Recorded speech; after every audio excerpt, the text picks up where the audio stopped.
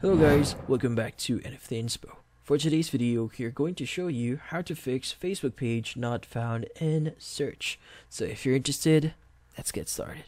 So there's going to be a few things that you should check here before you actually do a few things on your account. So first thing that you need to do here is you have to make sure that your page doesn't have an age or country restrictions. Now you also have to ensure that your page is published and active, and your page has a profile picture, cover photo, and an action button. Now you also have added a basic information or your basic information into your page in the about section.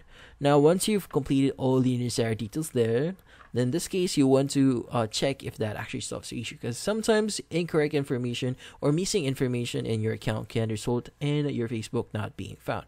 Now in this case, if this doesn't actually solve your issue, the next thing we want to do here is we need to access a few settings on our account.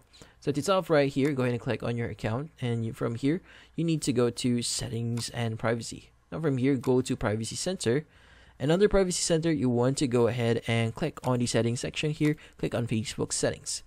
Now once you've done that, the next thing that we want to do is we need to change a few things for our account. Now in this case, you need to go to the public post section here, and from here look for the section that says who can follow my page.